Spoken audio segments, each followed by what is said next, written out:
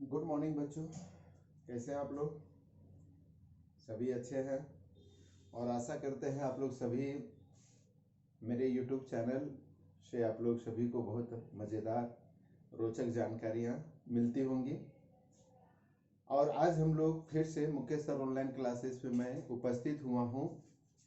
वर्ग 8वीं की विषय हमारे संसाधन, जो कि सामाजिक विज्ञान का भूगोल नामक भाग से है। और आज हम लोग अध्याय 5 उद्योग पढ़ रहे हैं, जो कि भाग 3 है। तो बच्चों, भाग 3 पढ़ने से पहले थोड़ा सा भाग 2 के बारे में हम लोग जानकारी प्राप्त थोड़ा सा कर लेते हैं, समरी कर लेते हैं, ताकि आगे का जो है भाग आप लोगों को समझने में आसानी होगी। तो बच्चों, हम लोग भाग 1 में जो है, भाग 2 में जो है, हम लोग कच्चा माल के आधार पर कृषि आधारित उद्योग, खनिज आधारित उद्योग, समुद्र आधारित उद्योग, वन आधारित उद्योग के बारे में जानकारी लिए थे। और साथ ही साथ हम लोग जो है टेक्निक आधारित उद्योग और फूड लूज उद्योग के बारे में हम लोग जानकारी प्राप्त किए थे। आज हम लोग भाग 3 में आकार के आधार पर उद्योग के बारे में जानकारी हम लोग प्राप्त करेंगे। ठीक है, आकार के आधार पर, आकार मतलब उसका साइज, साइज के आधार पर, उसका आकार के आधार पर जो है उद्योगों को 3 भागों में बांटा गया है। इसमें आप लोग देख सकते हैं कि आकार के आधार पर उद्योग को 3 भागों में, कुटीर उद्योग, लघु उद्योग और बृहद उद्योग जो है 3 भागों में हम लोग बांटते हैं। तो इसकी चर्चा जो है हम लोग करते हैं। तो बच्चों, सबसे पहले हम लोग आकार के आधार पर जो वर्गीकरण किया गया है, इसमें एक चीज ध्यान देना है कि आकार के आधार पर उद्योगों में जो होता है, इसमें पूंजी पर निर्भर करता है, निवेश की गई पूंजी। ठीक है, यानी निवेश कितना पूंजी उस पर निवेश किया गया है, ठीक है, उस पर भी निर्भर करता है। उद्योग में लोगों की संख्या है ना, उद्योग में लोगों की संख्या यानी मजदूरों की संख्या, कैसी, कितना मजदूर उसमें काम कर रहे हैं, उस पर भी आकार के आधार पर होता है।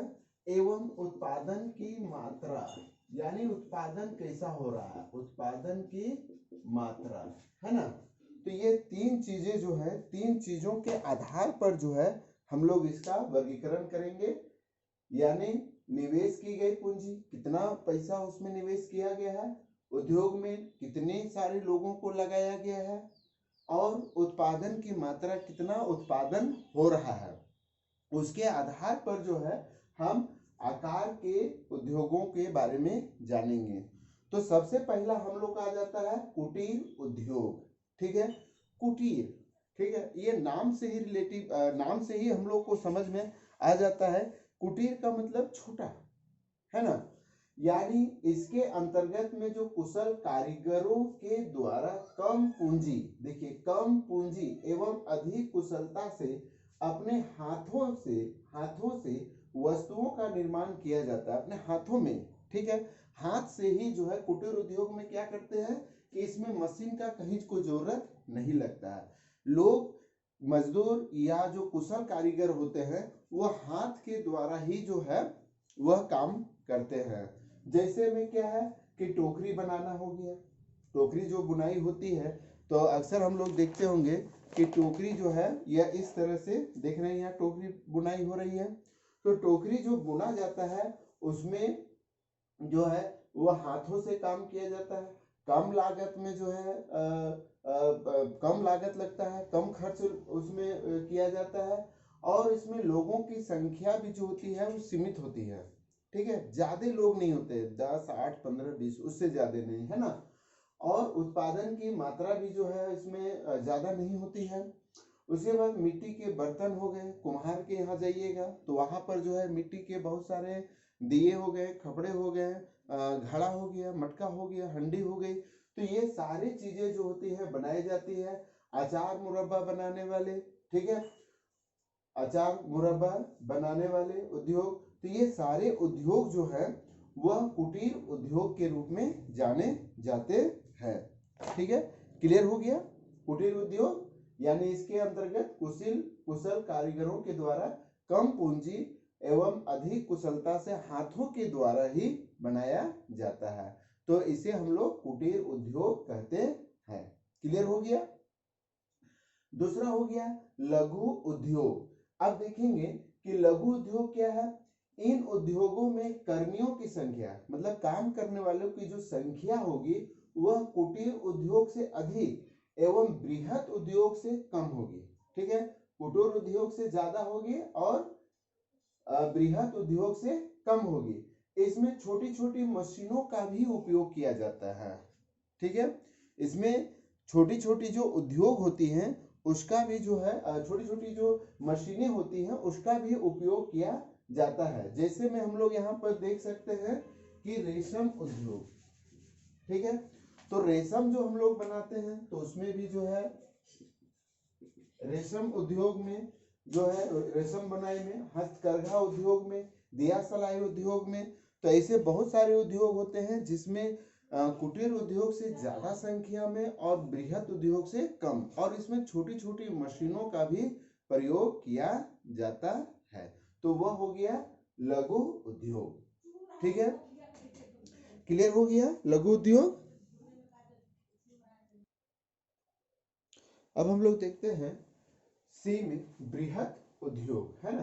तो बृहत से ही पता चल जाता है कि बृहत मतलब बड़ा। ठीक है, बृहत का मतलब हो गया बड़ा उद्योग। ठीक है, तो बृहत उद्योग किसको कहते हैं।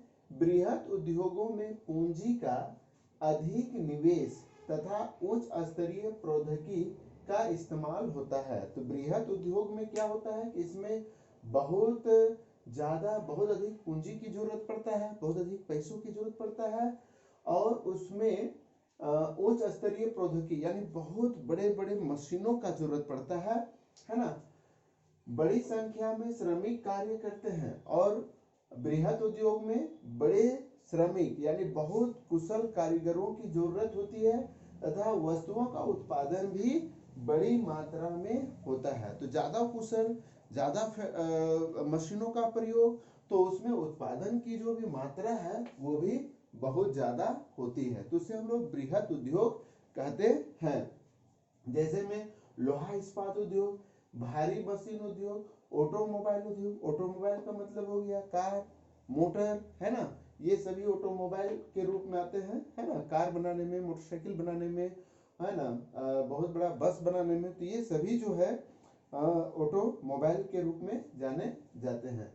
तो बृहत उद्योग समझ में आ गया कि बृहत उद्योगों में पूंजी का अधिक निवेश यानी पूंजी की ज्यादा जरूरत होती है। इसमें उच्च टेक्निक का जो है मशीनों का जरूरत होता है, बड़ी संख्या में श्रमिकों का जरूरत होती है, और बहुत ज्यादा संख्या में, बहुत ज्यादा मात्रा में उत्पादन भी होता है।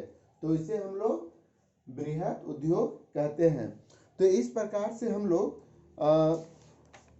आकार के आधार पर कुटीर के जो है 3 रूप, कुटीर उद्योग, लघु उद्योग और बृहत उद्योग के बारे में हम लोग जाने। अब फिर हम लोग जानते हैं स्वामित्व के आधार पर।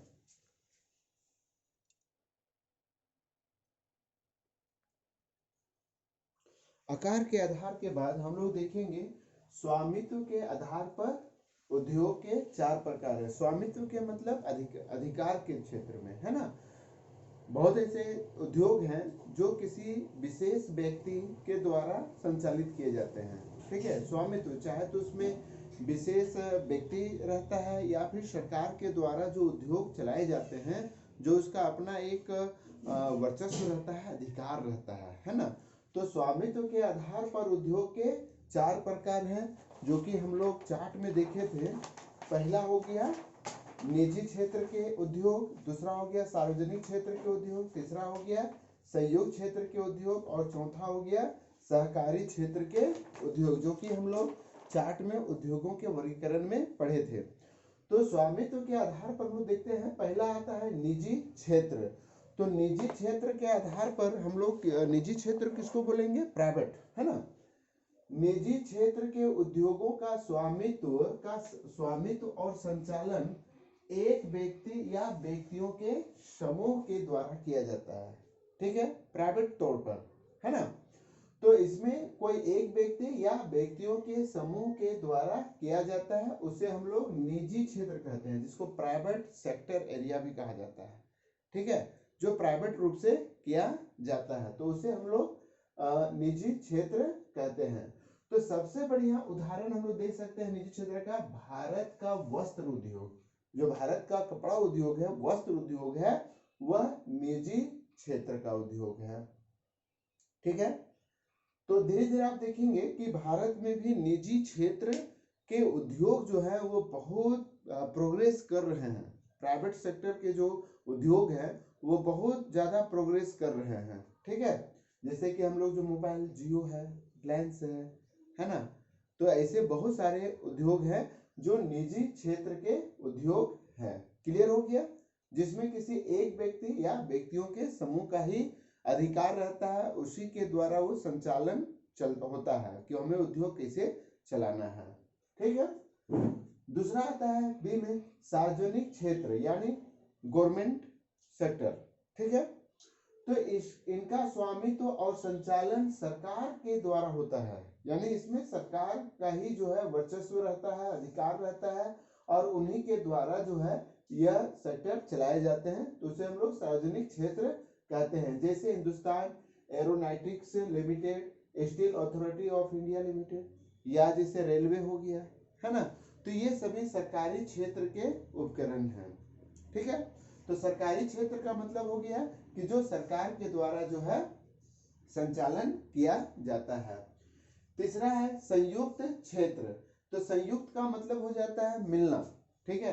तो इसमें देखते हैं कि इनका स्वामित्व और संचालन जो होता है सरकार और व्यक्ति अथवा व्यक्तियों के समूह द्वारा संयुक्त रूप से किया जाता है। जैसे इसमें क्या होता है कि दोनों आदमी मिलकर संयुक्त क्षेत्र बनाता है, यानी सरकार उसमें क्या करती है कि अपना कुछ इन्वेस्टमेंट करती है, पैसा देती है, और उसे निजी क्षेत्र के लोग जो है उसको चलाते हैं। तो जो यह कार्य किया जाता है, यानी सरकार उसमें अपना सहयोग भी देती है और निजी क्षेत्र के लोग इसको चलाते हैं, तो उसे हम लोग बोलते हैं संयुक्त क्षेत्र, ठीक है। जैसे कि मारुति उद्योग लिमिटेड, ऐसे बहुत सारे उद्योग हैं जिसमें सरकार और निजी क्षेत्र के लोगों के द्वारा उद्योग चलाए जाते हैं, उसे हम लोग संयुक्त क्षेत्र के उद्योग कहते हैं। आप लोग से ये निवेदन रहेगा कि जब भी आपको व्हाइट बोर्ड में जो भी हम लिख देते हैं तो उसको जरूर वीडियो को थोड़ा सा रोक के पॉज कर लेंगे और इसे आप लोग उतार लेंगे, ताकि आपको विभिन्न परीक्षाओं में याद करने के लिए, अगर आप याद करते हैं तो परीक्षाओं में आपको बहुत अच्छा सहयोग मिलेगा। इसके बाद हम लोग चौथा देखते हैं। अब हम लोग देखते हैं स्वामित्व क्षेत्र के आधार पर चौथा और लास्ट है सहकारी क्षेत्र के उद्योग। सहकारी मतलब साथ में काम करने वाले उद्योग, है ना।